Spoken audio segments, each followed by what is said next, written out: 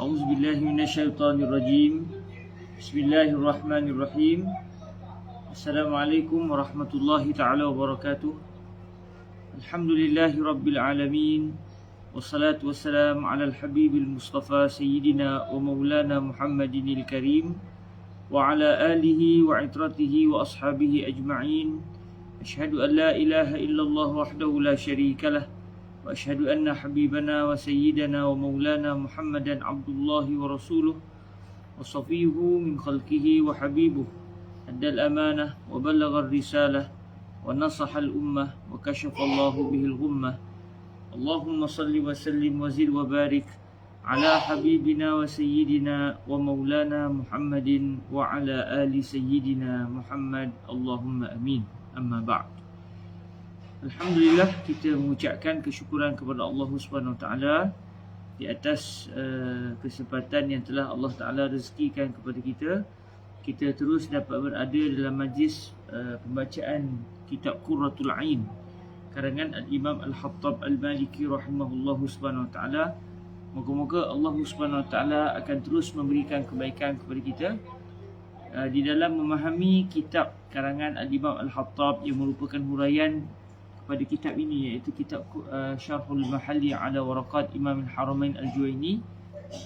Moga-moga apa yang kita pelajari ini akan memberikan kebaikan yang berterusan kepada kita untuk terus dapat menggali lagi khazanah ilmu usul fiqh secara khususnya, yang dengan kita memahami ilmu ini kita akan sedar betapa besarnya peranan para ulama sebelum ini seperti Al-Imam Asy-Syafi'i, Imam Abu Hanifah, Imam Malik, Imam Ahmad dan juga para a'imah yang lain yang telah menggali dan mengkaji ayat-ayat Al-Quran dan juga hadis Rasulullah sallallahu alaihi wasallam yang berkait dengan hukum hakam. Lalu akhirnya kita akan menjadi seorang yang sedar sekiranya kita mendapati mereka menyatakan satu ucapan yang seakan-akan bercanggah dengan dalil, maka secara automatik kita akan mengetahui bahawa sebenarnya mereka ada alasan yang kukuh mengapa mereka tidak berpegang dengan dalil yang kita temui tersebut secara zahirnya, kerana hasil pandangan fiqh adalah merupakan hasil kajian akhir seseorang alim yang faqih, yang mahir dalam bidang fiqh setelah beliau mengkaji dengan penuh teliti akan dalil-dalil syarak. Alhamdulillah, dalam pertemuan yang lepas kita telah pun meneliti berkenaan dengan siratul umum, gaya bahasa Arab yang akan menunjukkan bahawa satu kalimah itu akan berada pada status al-am, kalimah yang am, lafaz am. Bila lafaz am, dia akan mengandungi erti asyumul, dia akan mengandungi erti menyeluruh, dia akan mengandungi unsur menyeluruhi semua objek yang berkait dengan kalimah tersebut. Jadi apabila kita sebut la ilaha illallah sebagai contoh, dengan bantuan ilmu usul fiqh kita pun mengetahui bahawa ucapan la ilaha itu adalah satu ucapan yang ingin menafikan tidak wujud sama sekali Tuhan. Semua Tuhan tidak wujud illallah, melainkan hanya Allah sahaja yang wujud. Daripada mana kita boleh tahu bahawa tidak ada Tuhan yang wujud dalam ucapan la ilaha sebelum kalimah illallah? Ini kerana berdasarkan konsep umum yang kita telah pelajari pada minggu lepas contohnya, iaitu berkenaan dengan salah satu gaya bahasa Arab yang menunjukkan erti umum adalah apabila suatu kalimah itu bersifat nakirah didahului pula dengan lam an-nafi. Sebagai contoh, la ilaha, dia akan memberi erti la ilaha, tidak ada Tuhan sama sekali. La ikraha fid din, tidak ada paksaan sama sekali di dalam agama. Tidak wujud erti seseorang itu dipaksa untuk memeluk agama Islam. Jadi di sini kita tahu mana keadaan itu, ataupun kita tahu mana hukum yang menyeluruh itu dengan menggunakan konsep al-umum. Alhamdulillah, dalam pertemuan lepas kita telah meneliti perkara ini, dan pada hari ini insya-Allah kita akan masuk kepada perbahasan berkenaan dengan Umum ini dia adalah merupakan sifat bagi lafaz, bagi ucapan, dan ia bukan sifat bagi perbuatan. Kita akan meneliti perkaranya hari ini insya-Allah Subhanahu Wa Taala menerusi kitab Syarhul Jalalil Mahalli ala Waraqat Imam Al-Haramain Al-Juwaini. Bukan sekadar Syarhul Mahalli, kita meliti juga kitab yang kita jadikan sebagai teks kita adalah kitab Qurratul Ain karangan Al-Imam Al-Hattab yang menghuraikan Syarhul Jalalil Mahalli. Jadi saya ketika membaca kitab ini, saya akan menggunakan Syarah Mahalli dan juga akan meneliti dan membaca teks Qurratul Ain biiznillah subhanahu wa ta'ala. Bismillahirrahmanirrahim. Alhamdulillah wassalatu wassalam ala al-habibil mustafa sayyidina wa maulana Muhammadir Rasulillah wa ala alihi wa itratihi wa ashabihi wa man walah, amma ba'd. Qala sayyiduna al-imam al-Hattab al-Maliki rahimahullahu subhanahu wa ta'ala wa nafa'ana Allahu bi'ulumihi wa ulumi masyayikhihi wa talamizatihi wa qurrati ainihi wa sa'iri musannafatihi wa syurrahiha, Allahumma amin. Qala rahimahullahu subhanahu wa ta'ala hala kaunihi syarihan li syarhil mahalli alladhi huwa yashrah atau alladhi huwa syarhun ala waraqati Imamil Haramain Al-Juwaini. Wal umumu min sifatin nutqi ay al-lafzi.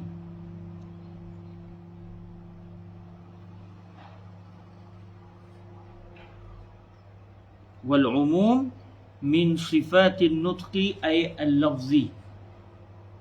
Imamul Haramain Al-Juwaini telah menyatakan satu kenyataan yang berbunyi wal umum min sifatin nutq. Umum adalah di antara sifat-sifat ucapan. Lalu kata al-Imam Al-Hattab Al-Maliki ay an-nutq al-lafzi, iaitu lafaz. Maksud dia umum adalah yang kita bincang, kalimah ini kalimah yang am, kalimah lafaz ni lafaz am, dia mengandungi unsur umum. Umum ni apa dia? Menyeluruh. Jadi unsur menyeluruh ini adalah di antara sifat-sifat bagi an-nutq, ucapan. Lalu kata Imam Al-Hattab Al-Maliki, maksud ucapan di sini iaitu lafaz. Kalau dalam bahasa Arab kadang-kadang digunakan istilah atau digunakan al-masdar, sedangkan yang dimaksudkan adalah maf'ulun bih. Ini biasa kita jumpa dalam kalimah-kalimah Arab, itlaqul masdar wa iradatil maf'ul. Contoh khalqullah, biasa kita dengar kalimah khalqullah.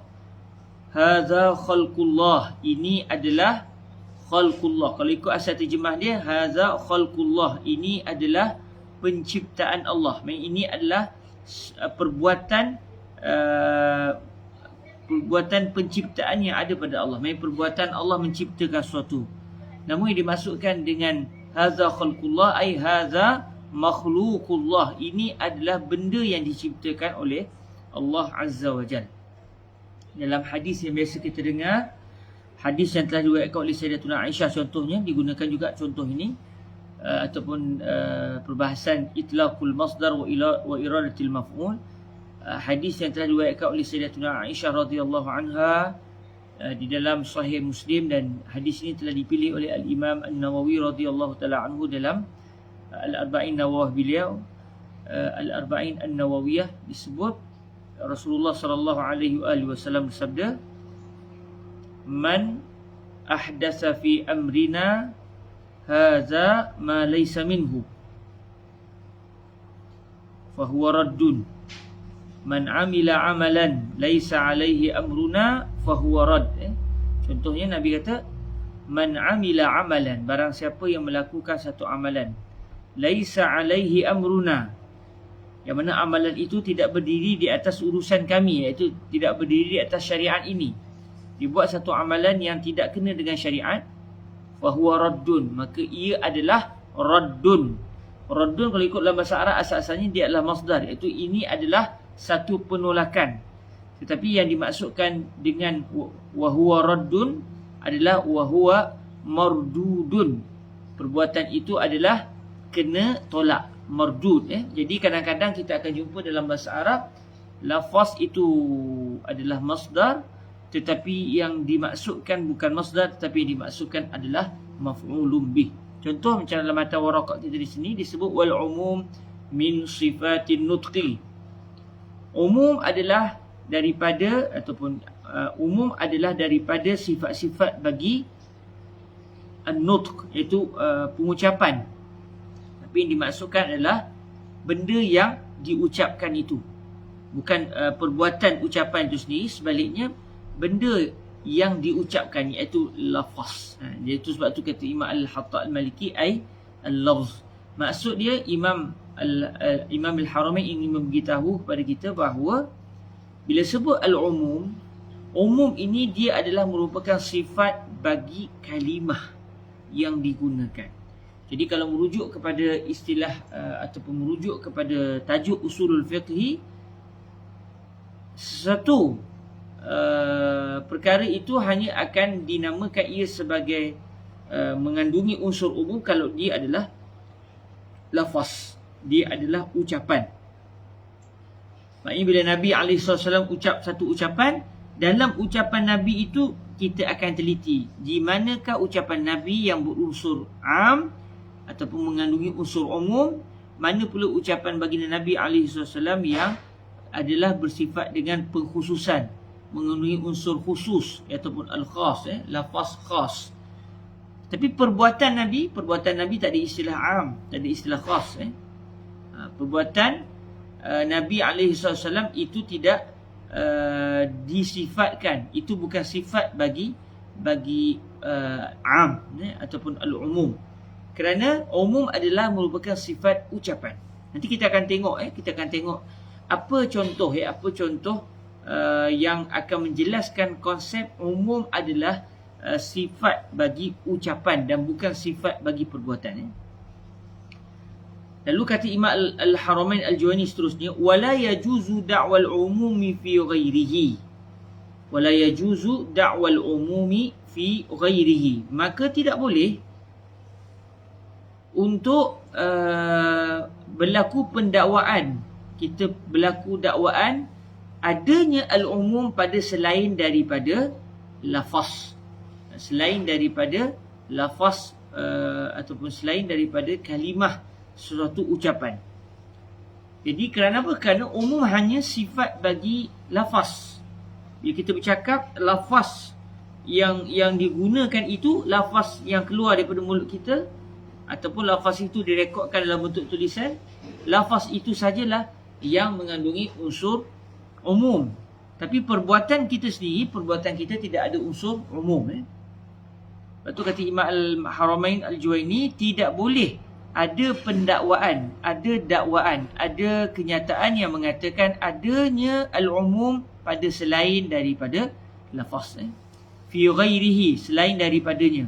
Lalu kata Imam Al-Hattab Al-Maliki, maksud selain daripadanya ini iaitu ai fi ghairil lafzi, iaitu selain daripada lafaz. Maksudnya tidak boleh kita mendakwa wujudnya unsur umum pada selain daripada lafaz. Apa contoh benda yang selain daripada lafaz? Minal fi'li wa ma yajri majrahu. Minal fi'li, min dalam kenyataan ini, min dipanggil sebagai min bayaniyah. Min yang tujuannya, kalau kita terjemah bahasa Melayu kita kata daripadalah. Semuanya biasanya bahasa Arab ni kalau min ini biasa dalam bahasa Melayu kita kalau sebut daripada maknanya berlaku perpindahan daripada satu tempat ke satu tempat. Cuma min dalam bahasa Arab yang kita biasa terjemah dengan erti daripada, dia bukan sekadar memberi maksud daripada satu lokasi ke satu lokasi, tapi dia ada banyak makna. Antaranya bayaniyah, min yang bertujuan untuk menjelaskan satu kenyataan yang telah disebut sebelum ini yang mungkin tidak jelas. Contoh, sebelum ini dia sebut tidak boleh berlaku pendakwaan adanya unsur umum pada selain daripada an-nutq. Orang tanya apa benda yang selain daripada an-nutq? iaitu, okey, min iaitu artinya maksudnya iaitu al-fi'li. Benda yang selain daripada lafaz ni apa dia? Perbuatan seseorang. Wa ma yajri majrahu, dan apa sahaja yang berjalan dengan perjalanan perbuatan. Maksudnya apa sahaja yang seperti perbuatan. Wa ma yajri majrahu.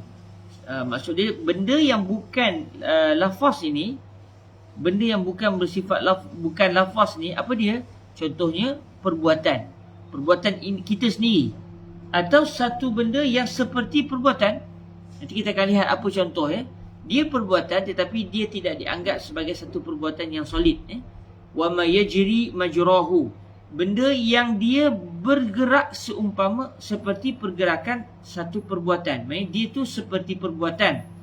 Tetapi kalau perbuatan, biasanya perbuatan ini daripada seorang individu dan dia tidak pergi ke arah lain. Hanya dia saja. Maksudnya contoh kalau saya bercakap, habis gitu je lah. Saya lah bercakap. Tapi ada satu benda, dia dipanggil sebagai seperti kepada perbuatan ni. Ma yajri majral fi'li. Apa maksud dia? Contohnya akan disebut seperti ni selepas ini. Contohnya seperti hukuman undang-undang yang diputuskan oleh seorang hakim. Undang-undang yang diputuskan itu sepertinya itu adalah perbuatan hakim, tetapi dia berkait dengan orang lain. Dia bukan perbuatan solid hakim. Jadi ini dipanggil sebagai ma yajri majral fi'li. Sesuatu yang bergerak yang seolah-olah seperti perbuatan. Jadi kalau perbuatan individu, dia hanya berkait dengan diri dia. Tapi ma yajri majral fi'li ni dia melampaui orang lain. Dia telah bergerak ke arah orang lain. Yang dia berkait juga dengan orang lain. Yang contohnya adalah berkenaan dengan undang-undang ataupun fatwa. Undang-undang yang diputuskan oleh mahkamah atau fatwa seorang alim kepada seseorang. Fatwa yang dikeluarkan itu, dia adalah dianggap sebagai benda yang seumpama perbuatan. Disebut wa ma yajri majrahu, sesuatu yang bergerak ataupun yang berjalan. Asal kalimah yajri ni berlari, berlari. Tapi yajri juga maksudnya kita boleh kata bergerak, berjalan. Majrahu maksudnya dia berjalan seperti perjalanan satu perbuatan. Majrahu.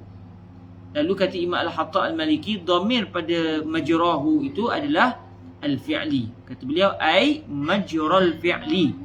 Maksud dia satu perbuatan yang berjalan seperti perjalanan satu perbuatan. Dia bukan perbuatan solid, tetapi dia adalah seumpama satu perbuatan. Kita akan lihat contohnya insya-Allah selepas ini. Fal fi'lu, okey, contoh.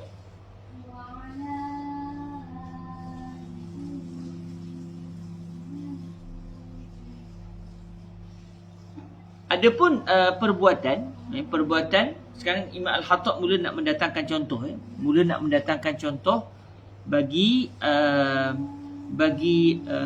perbuatan dan sesuatu benda yang seumpama perbuatan. Yang perbuatan serta benda yang macam perbuatan ni tidak termasuk dalam lafaz. Kita nak ceritanya hanya lafaz, ucapan saja yang ada unsur umum. Adapun perbuatan atau benda yang macam perbuatan, dia tidak mengandungi unsur umum. Contoh dia, fal fi'lu. Adapun, maka al fi'lu, kalau orang tanya kita apa contoh? Fa di sini kalau dalam bahasa Arab dia kata faul fasihah. Maksudnya in aradta an ta'rif mal misal lil fi'li fa aqulu lak al fi'lu ka jam'ihi alaihi salatu wassalam ila akhirih. Jadi fa ni pakai faul fasihah. Fa yang dia bermaksud sekiranya kamu nak tahu apa contoh bagi perbuatan. Sebelum kita dah sebut benda yang bukan ucapan seperti perbuatan. Okey, apa contoh? Apa contoh perbuatan yang mana perbuatan tidak mengandungi unsur umum? Okey, maka perbuatan adalah seperti, contoh bagi perbuatan adalah seperti kajam'ihi alaihi salatu wassalam baina salataini fi safar. Contoh perbuatan adalah seperti perbuatan Nabi SAW yang telah menghimpunkan di antara dua salat sewaktu baginda bermusafir.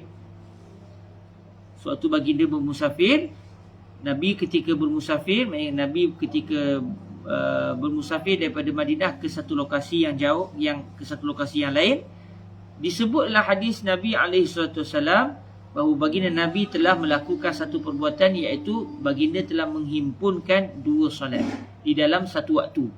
Maknanya Nabi telah menjadikan sembahyang zuhur dalam waktu asar atau sembahyang asar dalam waktu zuhur. Nabi telah menjadikan sembahyang maghrib dalam waktu isyak atau menjadikan solat isyak dalam waktu maghrib. Kita panggil jamak takdim atau jamak takhir.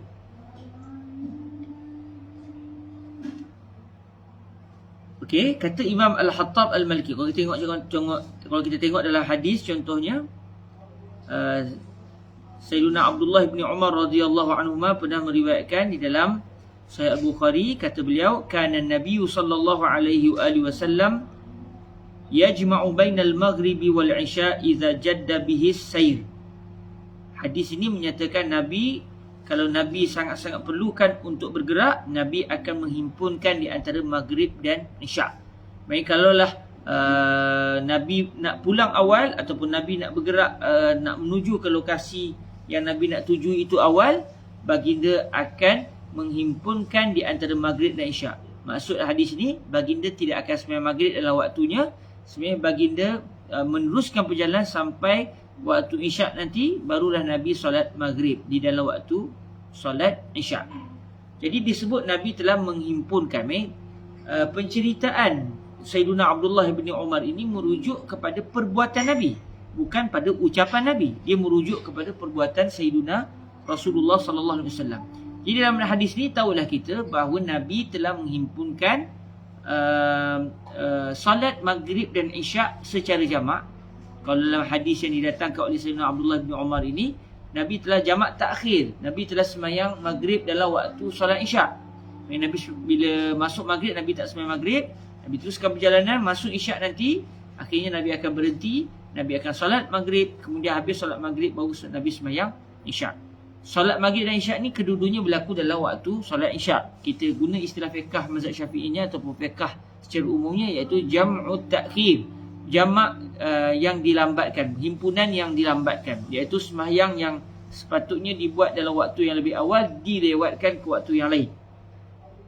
Jadi kita pun tahu, boleh kita melakukan sembahyang jamak takhir dalam semua pemusafiran ke?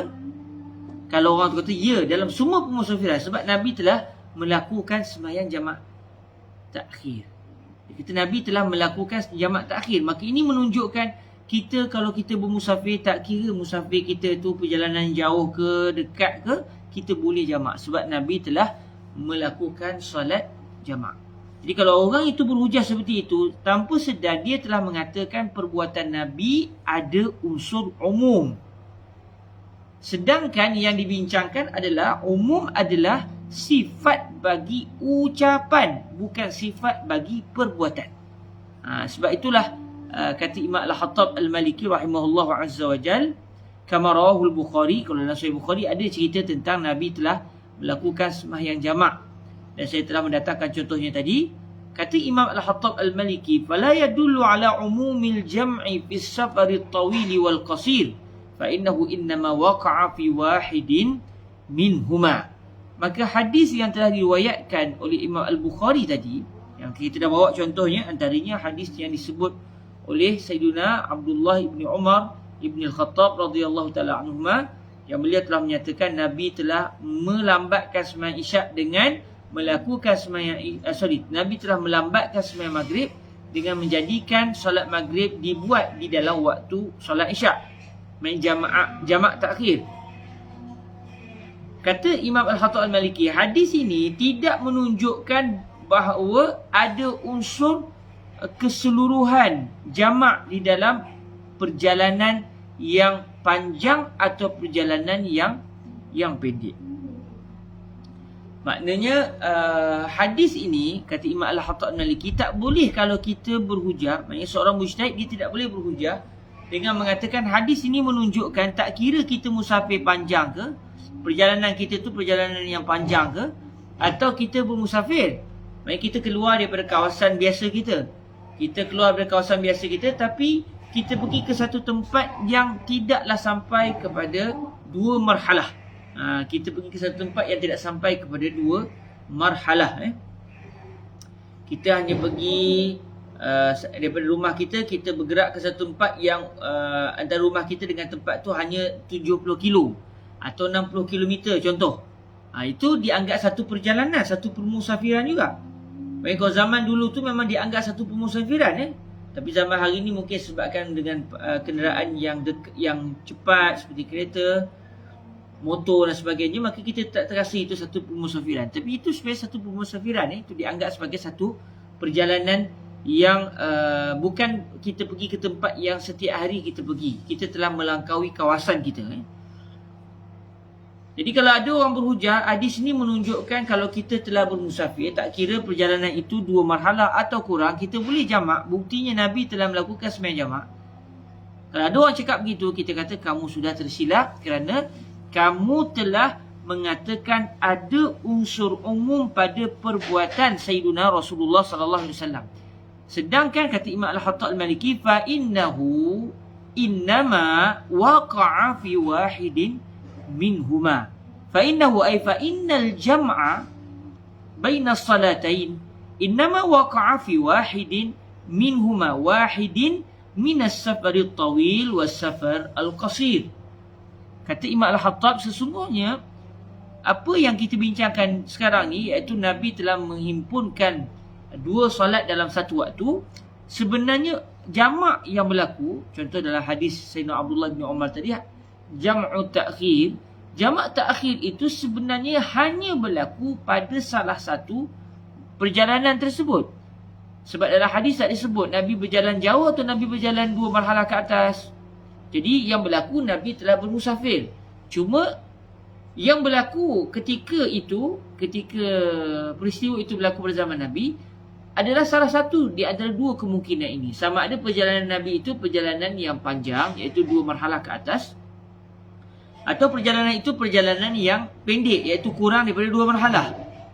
Oleh kerana yang Nabi lakukan itu pada salah satu, bukan pada kedua-dua perjalanan, sebab tak ada unsur umum pada perbuatan, makanya tidak boleh dengan semata-mata hadis ini kita berhujah bahawa perjalanan yang panjang ke, perjalanan yang pendek ke, boleh jamak dengan bukti Nabi telah solat jamak. Sebab Nabi telah solat jamak itu menceritakan perbuatan Nabi, bukan menceritakan ucapan Sayyiduna Nabi SAW. Jadi tidak ada unsur umum pada perbuatan. Sebaliknya unsur keseluruhan, unsur umum ini ada pada ucapan, sama ada ucapan Nabi ataupun firman Allah Subhanahu Wa Taala. Kerana hadis Nabi dan juga ayat-ayat Al-Quranul Karim adalah dalil bagi fiqh. Jadi kalau Nabi mengucapkan satu ucapan dan dalam ucapan itu ada kalimah yang setelah diperhatikan adalah kalimah yang merupakan lafaz am, maka ketika itu hukum akan menjadi umum. Contoh, Nabi SAW pernah bersabda, man baddala dinahu faqtuluh. Barang siapa, digunakan kalimah man. Nabi melafazkan ucapan. Nabi kata man baddala dinahu faqtuluh. Barang siapa yang dia telah mengubah agamanya, iaitu mengubah daripada agama Islam kepada agama lain, maknanya dia telah murtad, faqtuluh. Maka hendaklah kamu semua membunuhnya. Iaitu bagi para pemerintah, mereka diwajibkan oleh Allah Azza wa Jalla untuk melaksanakan hukuman bunuh ke atas orang yang telah murtad berdasarkan kefahaman mazhab Imam Asy-Syafi'i. Sebab isu murtad ni, macam saya pernah sebut sebelum ini, adalah berlaku khilaf yang besar di kalangan para ulama. Ada para ulama yang memahami bahawa orang yang keluar dari agama Islam tidak dijatuhkan hukuman bunuh. Tapi mazhab Imam Asy-Syafi'i, tak apalah, dalam masalah khilaf fuqaha tu, maknanya pemerintah boleh pilih. Contoh macam Malaysia pada hari ini, kalau Malaysia tidak mahu melaksanakan hukuman bunuh ke atas orang yang murtad, maka kerajaan Malaysia tidak dianggap berdosa, kerana kerajaan Malaysia berpegang dengan satu pendapat fuqaha juga, pendapat yang muktamad juga dalam pandangan yang lain, yang mengatakan bahawa orang murtad tidak dijatuhkan hukuman hudud, hukuman bunuh.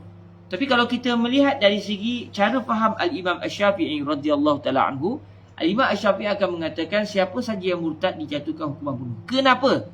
Kenapa kamu kata semua orang yang murtad? Tidak berkecuali. Kenapa? Lalu Imam Syafi'i akan jawab, kerana Rasulullah sebut man. Nampak? Pada kalimah man itu, dan kita telah belajar sebelum ini, man lil aqil. Kalimah man untuk memberi maksud semua yang berakal, iaitu merujuk kepada manusia, malaikat dan juga jin. Jadi siapa sahaja yang telah murtad, dia hendaklah jatuhkan hukuman bunuh. Ucapan Nabi ini bersifat umum. Maka mazhab Imam Asy-Syafi'i radhiyallahu taala anhu adalah orang yang murtad dijatuhkan hukuman bunuh. Semua sekali ke Imam Syafi'i? Ya, semua sekali orang murtad yang murtad secara sukarela, bukan dipaksa. Kenapa? Kerana ada unsur umum dalam ucapan Sayyidina Rasulullah sallallahu alaihi wasallam. Jadi pada ucapan Nabi ada unsur umum. Kerana umum min sifatin nutqi. Umum adalah merupakan salah satu di antara sifat-sifat bagi ucapan, bagi lafaz. Tapi kalau perbuatan Nabi, contoh Nabi telah melakukan satu perbuatan begini-begini, maka ini menunjukkan maka ini menunjukkan tu kena hati-hati. Sebab mungkin kita boleh salah faham, lalu kita mengatakan perbuatan Nabi itu mengandungi sifat umum, sedangkan perbuatan tidak mengandungi sifat umum. Jadi kata Imam Al-Hattab Al-Maliki dalam menghuraikan kenyataan Imam Al-Mahalli, kata beliau, فلا يدل على عموم الجمع في السفر الطويل والقصير فإنه إنما وقع في واحد منهما. Maka hadis Rasulullah sallallahu alaihi wasallam yang menceritakan bahawa Nabi telah melakukan sembahyang jamak itu tidak menunjukkan bahawa boleh ataupun boleh dibuat jamak pada semua pemusafiran. Tak kira sama ada pemusafiran itu pemusafiran 2 marhalah atau kurang daripada 2 marhalah. 2 marhalah maknanya pemusafiran 2 marhalah ke atas kita namakan pemusafiran yang panjang, manakala pemusafiran yang kurang daripada 2 marhalah itu dinamakan pemusafiran yang pendek. Contoh, daripada tempat tuan-tuan pergi ke satu tempat yang lebih kurang dalam 70 km atau 60 km, itu dipanggil satu pemusafiran, tetapi tidak dinamakan pemusafiran yang panjang. Jadi hadis ini tidak boleh menjadi dalil untuk mengatakan saya boleh sembahyang jamak walaupun daripada rumah saya pergi ke tempat yang saya nak pergi hanya 70 km je, tapi saya boleh jamak. Buktinya Nabi telah melakukan sembahyang jamak di dalam pemusafiran. Kalau ada orang berhujah begitu, dia sudah tersilap kerana dia sudah meletakkan sifat umum itu ataupun unsur umum itu pada perbuatan, sedangkan umum adalah sifat bagi ucapan dan bukan sifat bagi perbuatan.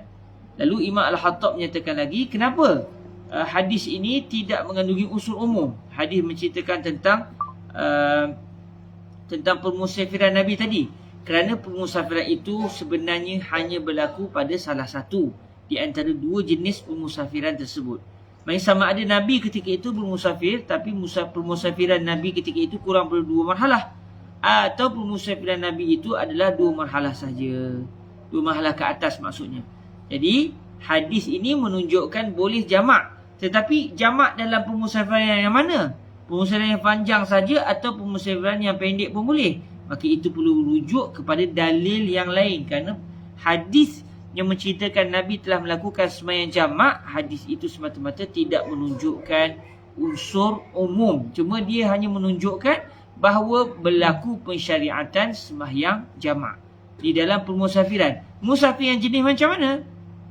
Musafir perjalanan yang panjang atau musafir perjalanan yang pendek pun tak apa, sembahyang jamak. Itu perlu dirujuk kepada dalil yang lain. Baik, seterusnya kita tengok pula contoh satu benda yang dia seperti perbuatan.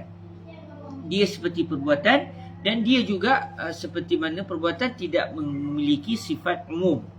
Walladhi yajri majral fi'li kal qadaya al muayyanah. Adapun yang satu benda yang bergerak ataupun yang berjalan seperti perjalanan satu perbuatan. Dia macam perbuatan tapi dia tidak dinamakan sebagai satu perbuatan solid. Kalau contohnya Nabi melakukan perbuatan itu memang perbuatan Nabi. Tetapi kali ini satu perbuatan yang dia berkait dengan orang lain. Contohnya kal qadayal muayyanah, seperti hukuman undang-undang yang tertentu, kal qadaya al-muayyanah, seperti undang-undang qadaya iaitu al-qadiyah, kal qadaya al-muayyanah, seperti isu-isu yang bersifat tertentu. Maksudnya dia bukan satu benda yang bersifat untuk semua, tetapi yang Nabi putuskan itu kepada individu tertentu. Okey, kal qadaya al-muayyanah. Contohnya apa? Mislu qada'ihi sallallahu alaihi wasallam bisyuf'ati lil jari. Contohnya seperti undang-undang ataupun hukuman secara undang-undang, sebab Nabi SAW dalam Nabi melakukan perbuatan, kadang-kadang Nabi melakukan perbuatan atas dasar Nabi seorang Nabi. Nabi punya tindakan itu atas dasar Nabi ketika itu berperanan sebagai seorang Rasul dalam menjelaskan hukum hakam. Kadang-kadang Nabi melakukan satu perbuatan atas dasar itu bukan untuk menjelaskan hukum, tapi untuk itu adalah perbuatan Nabi sebagai seorang manusia. Kadang-kadang Nabi melakukan satu perbuatan atas dasar Nabi adalah seorang pemerintah. Jadi bila Nabi ketika itu melakukan tindakan atas dasar Nabi adalah pemerintah, yang boleh melakukan perbuatan macam tu hanya pemerintah. Contoh Nabi melaksanakan hukuman hudud. Jadi kita tak boleh pula berhujah, tengok Nabi telah melaksanakan hukuman hudud. Jadi saya secara peribadi pun nak buat hudud juga. Kita pun jumpa ada orang mencuri, kita pun kerat tangan dia atas dasar kerana Nabi telah memotong tangan pencuri. Tak betul, kerana perbuatan Nabi ketika itu atas dasar Nabi adalah seorang pemerintah. Kadang-kadang Nabi telah melakukan satu perbuatan atas dasar Nabi adalah seorang hakim. Jadi contoh hukuman secara undang-undang yang telah dilakukan oleh baginda Nabi SAW adalah seperti undang-undang Nabi SAW, iaitu Nabi telah melaksanakan asyuf'ah, memberikan hak syuf'ah kepada jiran. Apa dia syuf'ah? Syuf'ah ni adalah satu jual beli paksa. Kita boleh kata begitu, jual beli secara paksa, tetapi dibenarkan oleh syariat. Kalau ikut asal kepada jual beli, tak boleh jual beli secara paksa. Jual beli mesti ada unsur keredaan. Sama ada yang nak menjual pun kena reda, yang nak membeli juga kena reda. Tak boleh yang dijual tak nak jual, tapi kena paksa, akhirnya terpaksa jual. Tak ada istilah terpaksa jual. Kalau terpaksa jual juga, maknanya tidak sah jual beli tersebut. Terpaksa beli juga menunjukkan jual beli itu tidak sah. Jual beli perlu ada keredaan, perlu ada kerelaan dua pihak. Tapi ada satu jual beli ini yang dinamakan sebagai asyuf'ah. Walaupun ada unsur paksaan, tetapi jual beli ini sah. Apa dia asyuf'ah? Syuf'ah adalah satu hak yang diberikan oleh syariat kepada orang-orang tertentu untuk dia membeli secara paksa. Dia nak beli secara paksa. Maksudnya dia nak beli dan dia nak barang yang dia nak beli itu menjadi milik dia, walaupun orang pemilik barang itu tak nak jual. Pemilik barang itu tak nak jual, tapi dengan syuf'ah, pembeli boleh memaksa orang tersebut untuk menjual barangnya kepada dirinya. Kalau dia tak nak jual juga, pembeli boleh naikkan kes ini ke mahkamah, dan mahkamah akan memaksa dan memutuskan orang tersebut hendaklah menjual barangnya kepada pembeli. Jadi satu jual beli paksa, tapi dibenarkan oleh syariat. Cuma ada syarat-syaratnya lah. Contohnya dalam mazhab Imam Syafi'i kita, barang itu hendaklah bersifat harta, bersifat harta yang bersifat aset. Contoh macam tanah, contoh macam rumah. Dia tidak boleh benda yang boleh bergerak-gerak macam buku. Tak boleh berlaku syuf'ah pada buku, tapi dia berlaku pada benda yang bersifat aset yang besar, yang dalam masa sama dalam mazhab Syafi'i juga adalah perincian syarat dia. Antaranya milik secara bersama, satu benda yang dimiliki secara bersama. Contoh macam saya ada satu tanah, saya dengan biras saya Ustaz Luqman, kami beli tanah katakan di Kuala Kangsar. Satu tanah kami pembeli, harga tanah katakan RM500,000. Kita beli satu tanah harga RM500,000. Saya keluarkan RM300,000. Ustaz Luqman katakan keluarkan RM200,000. Jadi harga tanah RM500,000, saya keluarkan RM300,000, Ustaz Luqman keluarkan RM200,000. Akhirnya kami pun beli tanah tersebut. Tanah tu milik bersama, milik saya dan milik Ustaz Luqman. Tapi dalam mazhab Imam Syafi'i disyaratkan syuf'ah hanya boleh berlaku kalau tidak dibuat sempadan pada tanah tu. Baik, saya dengan Ustaz Luqman beli tanah tu dan kami tak ada pula meletakkan sempadan. Okey, daripada sini ke sini ni tanah saya. Daripada selepas tu ke hujung itu tanah Ustaz Luqman. Kalau dah dibuat sempadan begitu tidak boleh berlaku syuf'ah. Tapi kalau tak dibuat sempadan, kita kata kira ginilah, ni tanah yang luas ni oleh kerana saya bayar 300,000, Ustaz Luqman pula bayar 200,000. Jadi saya punya saham jadi berapa persen tu Ustaz Luqman? Kalau tanah tu kita matematik lemah sikit. Tanah harga 500,000. Ana bayar 300,000, Ustaz bayar 200,000. Jadi ana persen ana berapa? Berapa persen ana pegang?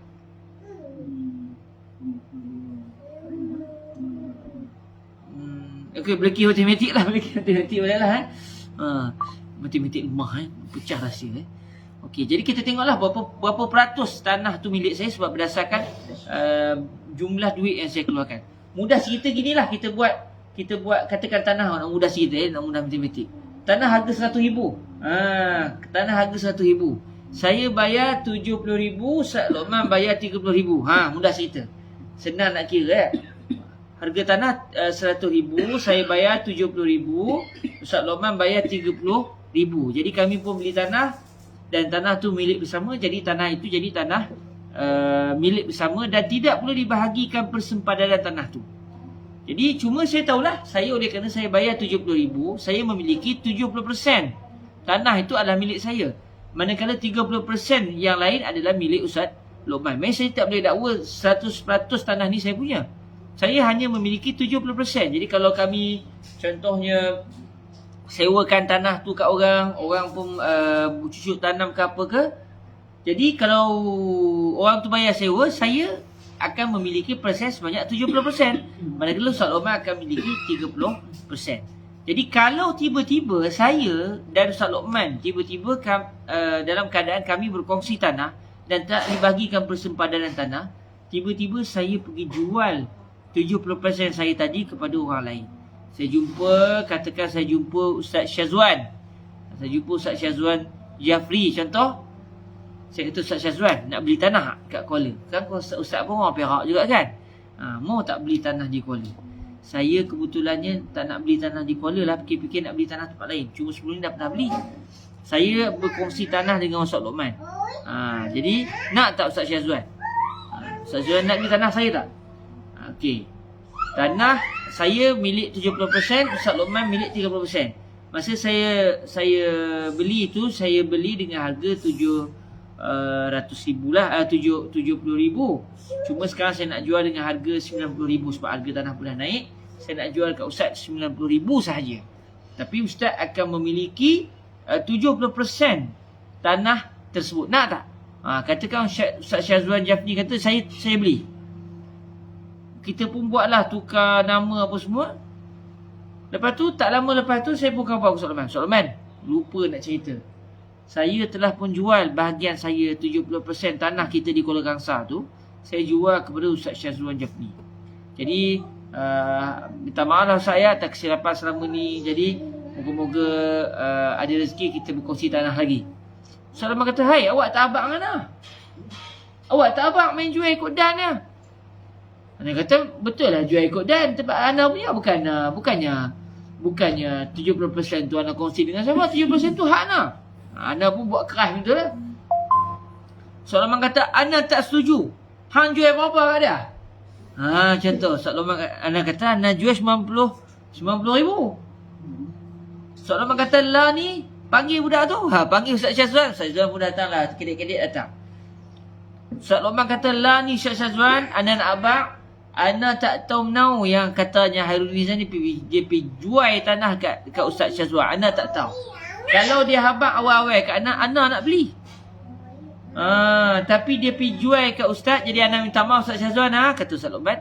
Ana nak beli Ustaz punya bahagian yang Ustaz baru beli pada Hairul Nizam ni. Ustaz belikan dia berapa? 90,000. Nah, saya bagi 90,000.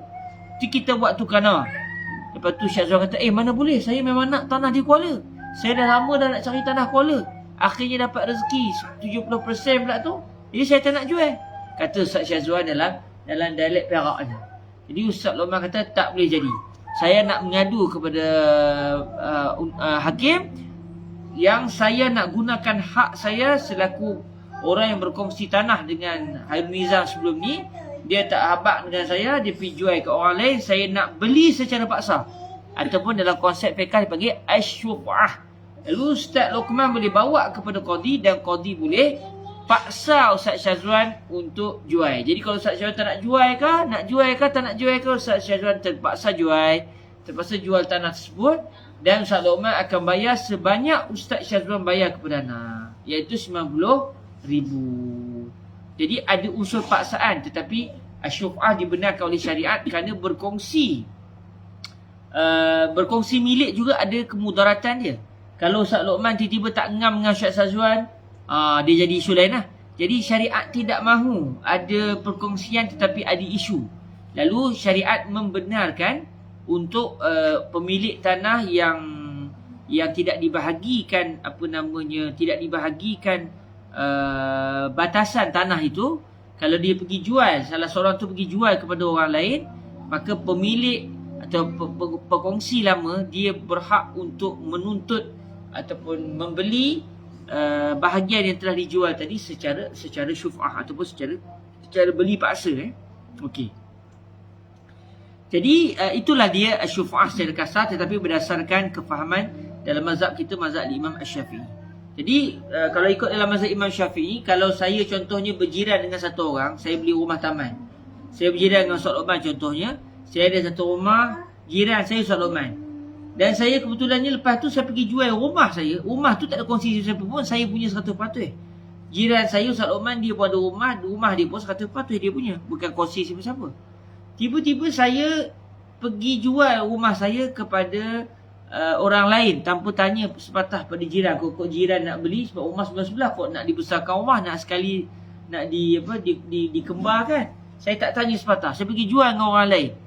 Jadi adakah Ustaz Luqman ada hak untuk membeli rumah saya yang telah saya jual kepada pembeli baru secara syuf'ah? Tidak boleh. Itu dalam mazhab Imam Syafi'i kita. Tapi ada hadis Rasulullah sallallahu alaihi wasallam yang menunjukkan bahawa jiran mempunyai hak untuk menuntut ataupun membeli secara syuf'ah. Ini yang disebutkan oleh Imam Al-Khattab di sini. Mislu qada'ihi sallallahu alaihi wa alihi wasallam bisyuf'ati lil jari. Seperti undang-undang ataupun hukuman secara undang-undang yang telah diputuskan oleh Sayyidina Rasulullah sallallahu alaihi wa alihi wasallam kepada seorang jiran secara syuf'ah.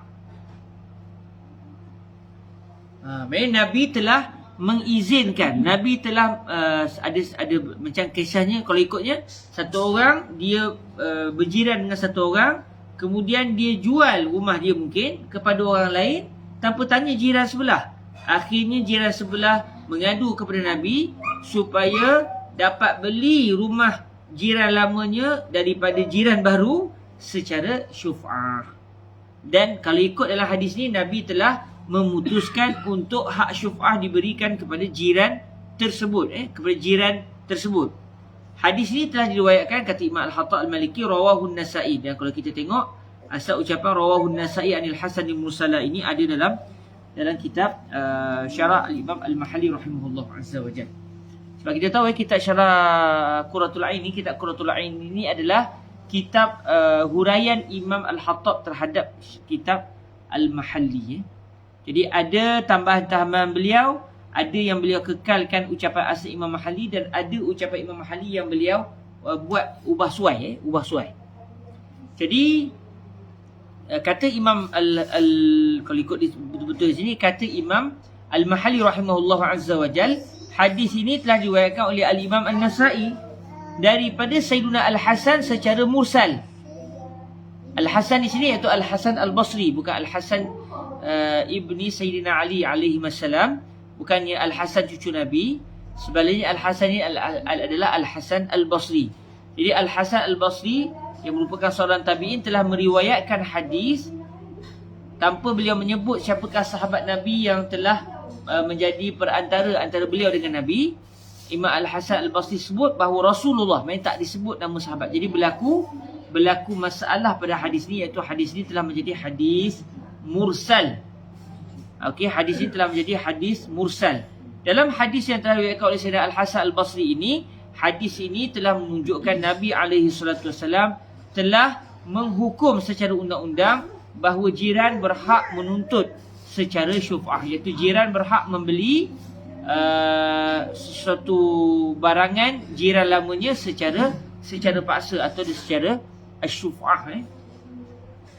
Jadi kata Imam Al-Hattab Al-Maliki ataupun katanya Imam Al-Mahalli dengan sikit perubahan oleh Imam Al-Hattab, fala ya'ummu kulla jarin lihtimali khususiyatin fi dhalikal jar. Maka asyuf'ah tersebut, undang-undang Nabi tersebut tidaklah merangkumi, tidaklah meliputi seluruh jiran pada zaman apa sekalipun. Sebab dalam cerita ni Nabi telah memutuskan pada seorang jiran. Pada zaman Nabi itu ada suatu orang tu dia merupakan jiran kepada satu orang. Nabi telah memberikan kepada si jiran tadi akan hak syuf'ah. Jadi kata Imam Al-Hattab, tidak bolehlah undang-undang Nabi kepada orang tertentu tersebut diumumkan kepada semua jiran. Maksudnya kita tak boleh sebut, Nabi pernah menjatuhkan, telah memutuskan secara undang-undang kepada seorang jiran pada zaman Nabi yang jiran itu telah diberikan hak untuk membeli secara syuf'ah. Kalau dia kata, maka ini menunjukkan mana-mana jiran pun berhak juga menuntut secara syuf'ah, maka ini adalah satu cara kefahaman yang salah. Kerana dalam cerita ini, dalam hadis ini, ceritanya adalah berkaitan dengan perbuatan Nabi yang berkait dengan orang lain. Itu yang dinamakan sebagai allazi yajri majral fi'li. Bukan perbuatan Nabi secara khusus yang tak berkait dengan orang, tapi perbuatan Nabi yang berkait dengan individu lain, iaitu undang-undang Nabi yang Nabi berikan kepada seorang jiran. Maka itu seperti perbuatan Nabi. Bila ia seperti perbuatan Nabi, maka tidak boleh sesuatu benda yang macam perbuatan mengandungi unsur umum. Maka kalau ada orang kata ini menunjukkan semua jiran diizinkan oleh Allah Ta'ala untuk menuntut suatu jual beli secara syuf'ah berdasarkan hadis tadi, kita boleh kata cara kefahaman ini sudah menyalahi kaedah. Kerana al-umum min sifatin nutqi, umum adalah sifat bagi ucapan, bukan sifat bagi perbuatan, atau bukan juga sifat bagi benda yang seperti perbuatan. Fala ya'ummu kulla jarin lihtimali khususiyatin fi zalikal jar. Kenapa kita tak kata hukum syufa'ah kepada jiran yang berlaku pada zaman Nabi itu diumumkan, disamakan kepada semua jiran pada mana zaman sekalipun? Kenapa kita tak kata begitu? Lihtimali khususiyah, kerana berkemungkinan ada pengkhususan hukum untuk jiran itu sahaja. Jiran yang berlaku pada zaman Nabi itu sahaja. Maksudnya apatah lagi dalam isu undang-undang, kadang-kadang biasanya dalam undang-undang, hukuman undang-undang kepada seseorang itu setelah melihat realiti orang itu. Hukuman undang-undang itu tidak boleh diumumkan kepada mana-mana pelaku atau mana-mana orang lain, melainkan kalau orang lain itu juga mempunyai ciri-ciri macam orang yang telah dijatuhkan hukuman tersebut. Sebab itu dalam isu ini, apabila Nabi telah menjatuhkan satu keputusan secara undang-undang bahawa jiran tertentu pada zaman Nabi itu diberikan hak syufa'ah, berkemungkinan ada ciri-ciri khusus pada dia yang tak disebut dalam hadis, atau mungkin ini adalah satu pengkhususan yang diberikan oleh Nabi kepada jiran tersebut. Sebab Rasulullah SAW diberikan hak oleh Allah Azza wa Jalla untuk mengkhususkan hukum kepada individu tertentu dan tidak kepada individu yang lain. Takhsisul ahkam di syakhsin muayyan. Yang ini berlaku contohnya Sayyidina Khuzaimah. Biasa kita dengar cerita Sayyidina Khuzaimah. Kalau orang lain dalam kes undang-undang, kalau dia diminta untuk mendapatkan sekurang-kurangnya 2 orang saksi yang melihat dan memperakui ucapannya adalah benar. Kalau dibuat 1 orang saksi saja, 1 saksi tidak cukup. Tapi Rasulullah SAW telah memberikan satu pengkhususan kepada Sayyidina Khuzaimah, iaitu siapa sahaja yang Sayyidina Khuzaimah adalah saksinya, maka cukup dengan Sayyidina Khuzaimah semata-mata. Tak perlu cari saksi yang kedua. Satu pengkhususan hukum yang diberikan kepada Sayyidina Khuzaimah. Jadi Rasulullah SAW mempunyai hak untuk mengkhususkan hukum kepada individu tertentu. Jadi kalau kita lihat dalam perbahasan yang dibincangkan di sini, syufa'ah contohnya, sebab tu dalam mazhab Imam Syafi'i pun, Imam Syafi'i tidak menerima adanya syufa'ah pada jiran. Tidak ada syufa'ah pada jiran. Syufa'ah hanya sekiranya orang itu adalah syarik, orang itu berkongsi milik. Macam saya buat contoh tadi, saya dengan Ustaz Luqman berkongsi tanah. Saya bukan berjiran, tanah saya bukan berjiran dengan tanah Ustaz Luqman. Kami berkongsi sama-sama tanah. Jadi syufa'ah berlaku pada perkongsian tanah. Perkongsian tanah atau perkongsian rumah dan sebagainya, yang harta-harta yang bersifat aset, tetapi tidak berlaku pada jiran. Tengok bagi mereka yang mungkin tidak mendalami ilmu usul fiqh, secara kasar dia kata, tengok, Nabi telah memberikan syufa'ah kepada jiran. Kenapa Imam Syafi'i tidak berpegang dengan hadis ni? Nampak? Sedangkan Imam Syafi'i meneliti secara kaedah. Umum ini, kita nak umumkan hukum itu kepada semua orang, itu adalah sifat lafaz, bukan sifat perbuatan, bukan sifat benda yang macam perbuatan. Sedangkan dalam isu syufa'ah kepada jiran, yang berlaku adalah perbuatan Nabi atau seperti perbuatan Nabi, bukannya sabdaan baginda Nabi alaihi salatu wassalam. Maka tidak berlakulah umum pada perbuatan. Jadi sekali bahawa nampak macam Imam Syafi'i tolak hadis. Kalaulah hadis ni kebetulannya ada satu lagi kelemahan dalam hadis ni, iaitu hadis ni hadis mursal. Dia tidak muttasil. Dia tidak menjadi hadis yang bersambung sanad. Dia adalah hadis mursal, bukan hadis musnad. Kalau katakan hadis ni sahih sekalipun, maka Imam Syafi'i akan seperti menolak hadis ni. Dan Imam Syafi'i akan kata jiran tak dapat syufa'ah. Mungkin orang yang tak tahu kaedah, orang kata apa ni Imam Syafi'i tolak hadis. Tapi sebenarnya Imam Syafi'i bukan menolak hadis. Hadis itu menceritakan Nabi telah menghukum atau memutuskan berlaku syufa'ah kepada jiran, seorang jiran pada zaman Nabi. Tetapi oleh kerana ia adalah perbuatan dan bukannya lafaz Nabi, maka tidak bolehlah diumumkan atau disamakan hukum ini kepada mana-mana jiran. Kerana kita nak samakan hukum ini kepada mana-mana jiran, itu mesti sekiranya ada unsur al-umum, dan al-umum adalah sifat bagi ucapan. Jadi kalau tidak ada ucapan Nabi yang memenuhi usul umum dalam isu syufa'ah kepada jiran, maka tidak berlakulah hukum syufa'ah kepada jiran.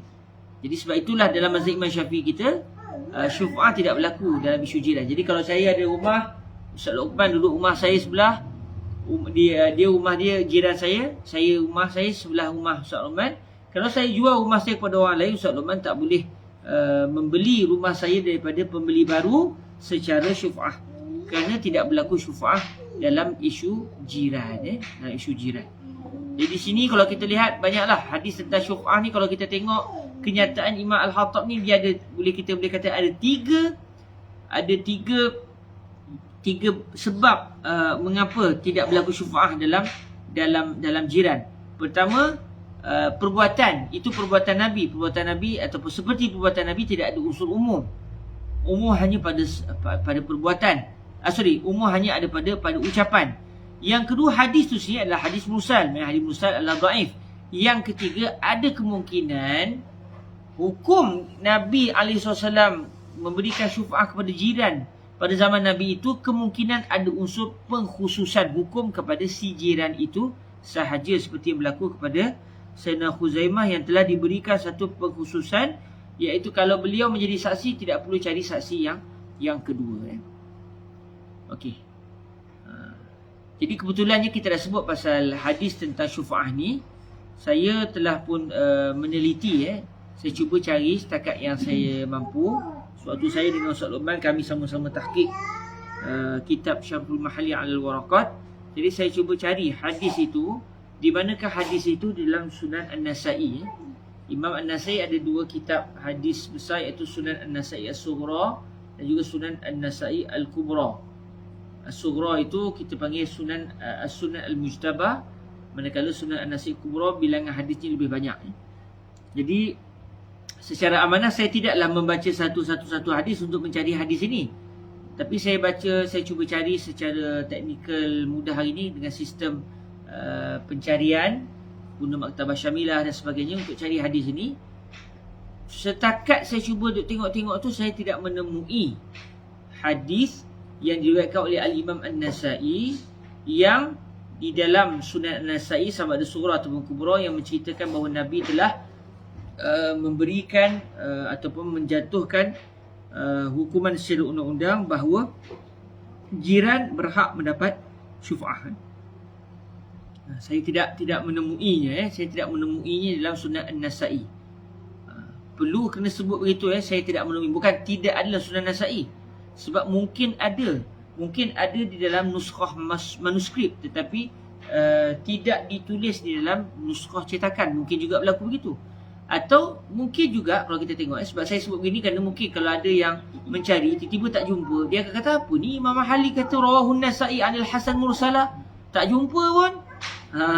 Apa Imam Mahalli ni tak tahu hadis ke? Tapi kita dah belajar tentang Imam Al-Mahalli. Imam Mahalli ni murid langsung Imam Ibn Hajar Al-Asqalani. Maksudnya Imam Ibn Hajar Al-Asqalani mengiktiraf bahawa Imam Al-Mahalli ni seorang yang alim dalam ulumul hadis. Jadi kita pun senyap mulut tu. Maknanya bila Imam Imam Al-Mahalli kata hadis ni telah diriwayatkan oleh Al-Imam An-Nasa'i daripada Sayyidina Al-Hasan secara mursal, kita cari tak jumpa, kita pun senyap.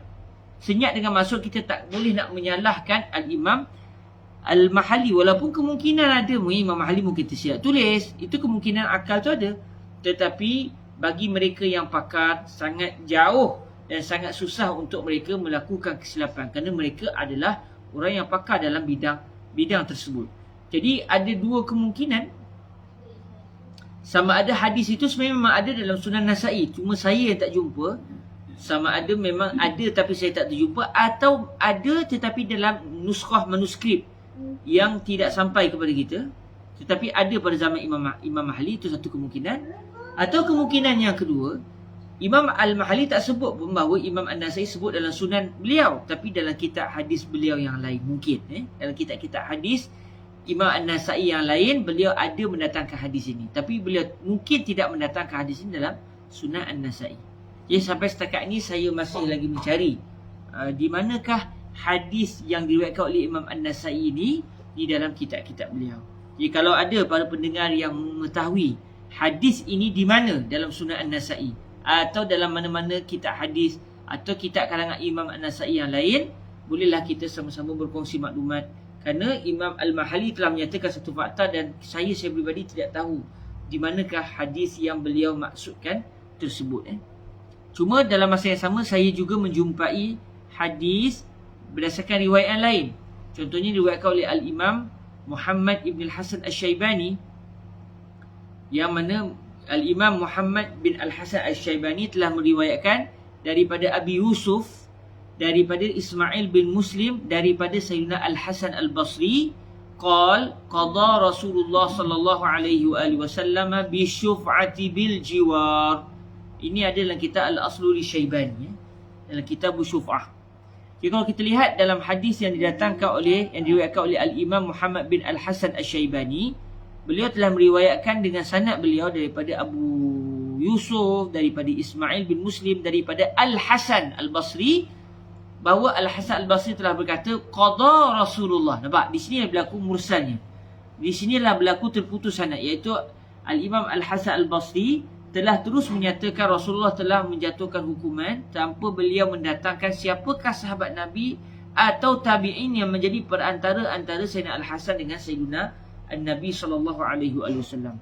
Jadi dalam riwayat Muhammad bin Al-Hasan Al-Syaibani, hadisnya berbunyi, qada Rasulullah sallallahu alaihi wa alihi wasallam bisyuf'ati bil jiwar. Rasulullah telah menjatuhkan satu undang-undang, satu hukuman secara undang-undang, bahawa adanya syuf'ah bagi para jiran, bagi para jiran, bil jiwar. Syuf'ah disebabkan al-jiwar, disebabkan adanya kejiranan.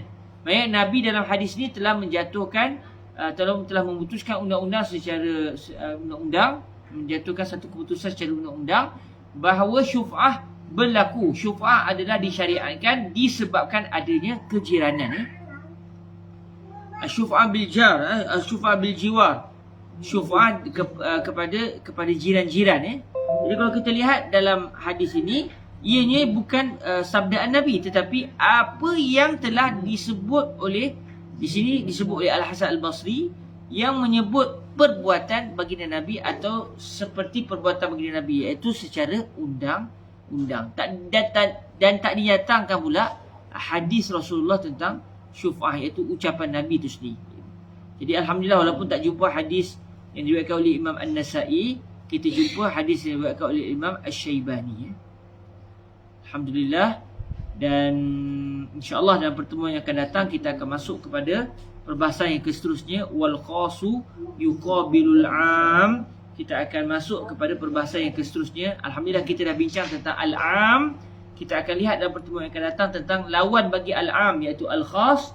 Dan kita juga akan melihat satu lagi tajuk yang berkait dengan al-am, iaitu at-takhsis, iaitu pengecualian hukum daripada lafaz am. Kadang-kadang satu hukum itu diambil disebabkan ada hadis yang dalam hadis itu ada lafaz am, kemudian tiba-tiba ada dalil lain yang menyanggahi dalil tersebut, lalu berlakulah pengecilan skop lafaz am dalam hadis yang pertama. InsyaAllah kita akan lihat dalam pertemuan yang akan datang biiznillah subhanahu wa ta'ala. Jazakumullahu khairah di atas kesudian semua yang bersama dalam majlis pada hari ini. Moga-moga kesemuanya di dalam kasih sayang Allah Subhanahu Wa Taala, dan moga-moga kita diberikan kefahaman. Sengaja saya baca tidak laju-laju supaya kita boleh faham dengan teliti dan tanpa sebarang tekanan. Sebab kalau baca laju-laju ni mungkin kita tak akan dapat tangkap sepenuhnya. Tapi kalau kita baca secara tenang dan kita tak terikat dengan waktu, cuma kita target mungkin dalam tempoh setahun kita akan dapat khatamkan. Moga-moga kita diberikan kefahaman yang kuat. Saya sendiri, saya peribadi, moga-moga dapat memahami dengan baik. Begitu juga dengan tuan-tuan yang mendengarnya, insya-Allah Subhanahu Wa Taala. Terima kasih semua. Jazakumullahu khairah. Kita tangguhkan majlis kita dengan kita berselawat ke atas junjungan mulia Nabi Muhammad sallallahu alaihi wa alihi wasallam. Allahumma salli afdala salatin ala as'adi makhluqatika sayyidina Muhammadin wa ala alihi wa sahbihi wa sallim adada ma'lumatika wa midada kalimatika kullama zakaraka dzakiruna wa ghafala an zikrihil ghafilun. Allahumma salli afdala salatin ala as'adi makhluqatika sayyidina Muhammadin wa ala alihi wa sahbihi wa sallim adada ma'lumatika wa midada kalimatika kullama zakaraka dzakiruna wa ghafala an zikrihil ghafilun. Allahumma salli afdala salatin ala أسعد مخلوقاتك سيدنا محمد وعلى آله وصحبه وسلم عدد معلوماتك ومداد كلماتك كلما ذكرك الذاكرون وغفل عن ذكره الغافلون. سبحانك اللهم وبحمدك أشهد أن لا إله إلا أنت أستغفرك وأتوب إليك. Bismillahirrahmanirrahim. Wal 'ashr innal insana lafi khusr illa alladhina amanu wa 'amilus shalihat wa tawasaw bil haqq wa tawasaw bis sabr. Terima kasih semua. Jazakumullahu khairah. Bertemu lagi dan bertemu yang akan datang insya-Allah. Assalamualaikum warahmatullahi wabarakatuh.